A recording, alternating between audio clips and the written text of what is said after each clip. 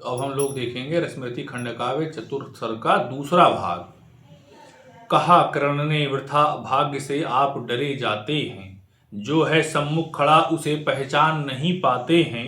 विधि ने था क्या लिखा भाग्य में खूब जानता हूं मैं, बाहों को पर कहीं भाग्य से बली मानता हूं मैं। ठीक है ना। विधि ने क्या था लिखा भाग्य में खूब जानता हूं मैं, बाहों को पर कहीं भाग्य से बली मानता हूं मैं। महाराज उद्यम से विधि का अंक उलट जाता है, किस्मत का पासा पौरुष से हार पलट जाता है। और उच्च अभिलाषाएं तो मनुज मात्र का बल हैं, जगा जगा कर हमें वही तो रखती नित्य चंचल है। इसलिए हमेशा अभिलाषाएं बड़ी होनी चाहिए। आगे जिसकी नजर नहीं वह भला कहाँ जाएगा, अधिक नहीं चाहता पुरुष वह कितना धन पाएगा। अच्छा अब उपचार छोड़ बोलिए आप क्या लेंगे, सत्य मानिए जो मांगेंगे आप वही हम देंगे। मही डोलती और डोलता नभ में देव निलय भी, कभी कभी डोलता समर में किंचित वीर हृदय भी। डोले मूल अचल पर्वत का या डोले ध्रुव तारा, सब डोले पर नहीं डोल सकता है वचन हमारा। भली भांति कसकर दाता को बोला नीच भिखारी, धन्य धन्य राधेय दान के अति अमोघ व्रतधारी। ऐसा है औदार्य तभी तो कहता प्रतियाचक है, महाराज का वचन सदा सर्वत्र क्रियावाचक है। मैं सब कुछ पा गया प्राप्त कर वचन आपके मुख से, अब तो मैं कुछ लिए बिना भी जा सकता हूँ सुख से। क्योंकि मांगना है जो कुछ उसको कहते डरता हूँ, और साथ ही एक दुधा का भी अनुभव करता हूँ। कहीं आप दे सके नहीं जो कुछ मैं धन मांगूंगा, मैं तो भला किसी विधि अपनी अभिलाषा त्यागूंगा। किंतु आपकी कीर्ति चांदनी फीकी हो जाएगी, निष्कलंक विदु कहाँ दूसरा फिर वसुधा पाएगी। तो इंद्र जी कह रहे हैं कि अगर हम मांगते हैं और आप नहीं दे पाएंगे, तो इससे आपका जो यश है कि कुछ भी मांगो मिलेगा, वो यश जो है वो कमजोर हो जाएगा। इसलिए मैं आपसे बिना मांगे भी जा सकता हूँ। है सुकर्म क्या संकट में डालना मनस्वी नर को, प्रण से डिगा आपको दूंगा क्या उत्तर जग भर को।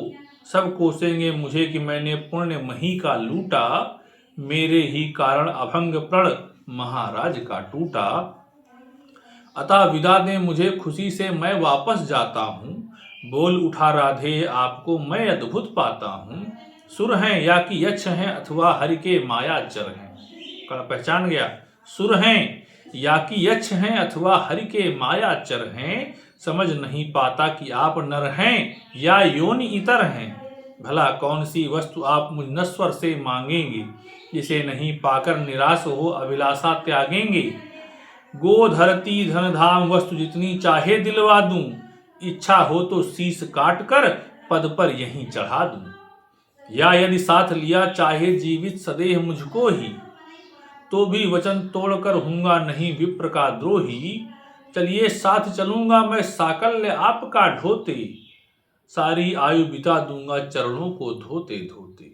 वचन मांग कर नहीं मांगना दान बड़ा अद्भुत है, कौन वस्तु है जिसे न दे सकता राधा का सुत है। विप्रदेव मांगिए छोड़ संकोच वस्तु मन चाही, मरूं अयस की मृत्यु करूं यदि एक बार भी नाही।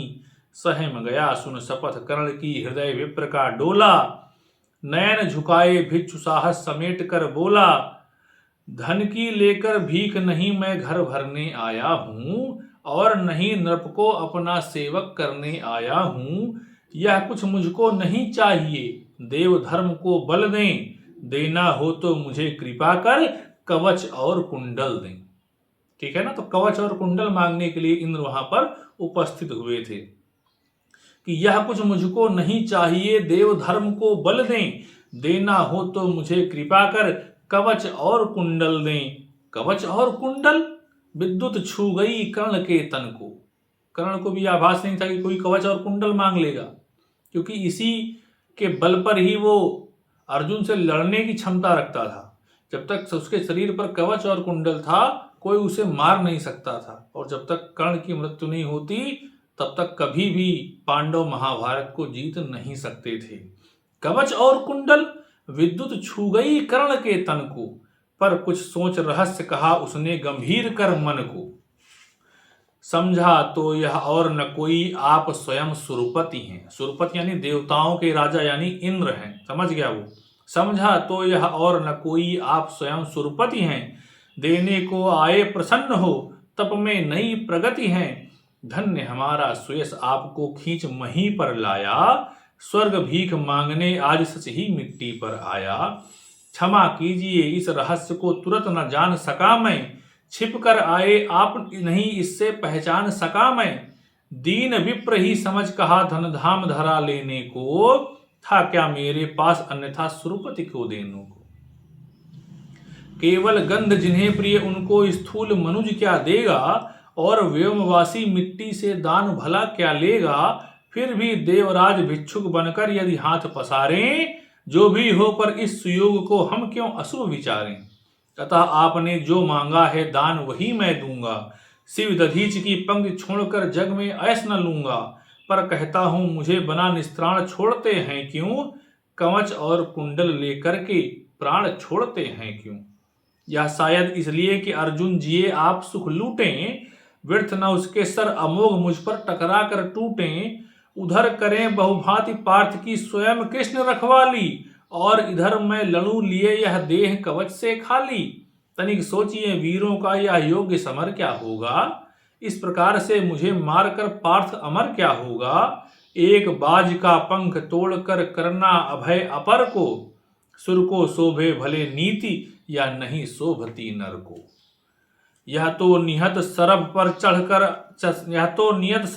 चढ़ आखेटक पद पाना है, जहर पिला मृगपति को उस पर पौरुष दिखलाना है। यह तो साफ समर से होकर भीत विमुख होना है, जय निश्चित हो जाए तभी रूप के सम्मुख होना है। देवराज हम जिसे जीत सकते न बाहु के बल से, क्या है उचित उसे मारे हम न्याय छोड़कर छल से। हार जीत क्या चीज वीरता की पहचान समर है, सच्चाई पर कभी हार कर भी न हारता नर है। और पार्थ यदि बिना लड़े ही जय के लिए विकल है, तो कहता हूं इस जय का भी एक उपाय सरल है। कहिए उसे मोम की मेरी एक मूर्ति बनवाए, और काटकर उसे जगत में कर्ण जयी कहलाए। जीत सकेगा मुझे नहीं वह और किसी विधि रण में, कर्ण विजय की आस तड़प कर रह जाएगी मन में। जीते जूझ समर वीरों ने सदा बाहु के बल से, मुझे छोड़ रक्षित जन्मा था कौन कवच कुंडल से। मैं ही था अपवाद आज वह भी विभेद हरता हूँ, कवच छोड़ अपना शरीर सबके समान करता हूँ। अच्छा किया कि आप मुझे समतल पर लाने आए, हर तनुत्र दैवीय मनुज सामान्य बनाने आए। अब न कहेगा जगत कर्ण को ईश्वरीय भी बल था, जीता वह इसलिए कि उसके पास कवच कुंडल था। महाराज किस्मत ने मेरी की न कौन अवहेला, किस आपत्ति गर्त में उसने मुझको नहीं धकेला। जन्मा जाने कहाँ पला पद दलित सूत के कुल में, परिभव सहता रहा विफल प्रोत्साहन हित व्याकुल में। द्रोण देव से हो निराश वन में भृगपत तक धाया, बड़ी भक्ति की पर बदले में साप भयानक पाया। और दान जिसके कारण ही हुआ ख्यात मैं जग में, आया है बन विघ्न सामने आज विजय के मग में। ब्रह्मा के हित उचित मुझे क्या इस प्रकार छलना था, हवन डालते हुए यज्ञ में मुझको ही जलना था। सबको मिली स्नेह की छाया नई नई सुविधाएं, नियति भेजती रही सदा पर मेरे हित विपदाएं। मन ही मन सोचता रहा हूं यह रहस्य भी क्या है, खोज खोज घेरती मुझी को क्यों बाधा विपदा है। और कहीं यदि पूर्व जन्म के पापों का यह फल है, तो फिर विधि ने दिया मुझे क्यों कवच और कुंडल है। समझ नहीं पड़ती विरंच की बड़ी जटिल है माया, सब कुछ पाकर भी मैंने यह भाग्य दोष क्यों पाया।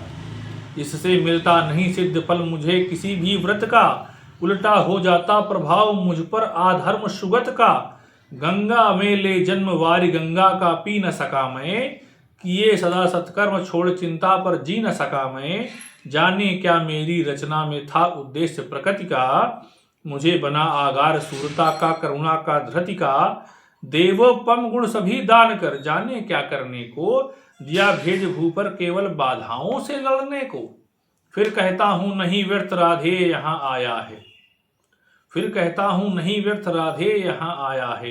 एक नया संदेश विश्व के हित वह भी लाया है। स्यात उसे भी नया पाठ मनुजों को सिखलाना है। जीवन जय के लिए कहीं कुछ कर्तव्य दिखलाना है। वह कर्तव्य है यह कि सूर जो चाहे कर सकता है। नियति भाल पर पुरुष पांव निज बल से धर सकता है। वह कर्तव्य है यह कि शक्ति बसती न वंश या कुल में, बसती है वह सदा वीर पुरुषों के वक्ष प्रथुल में।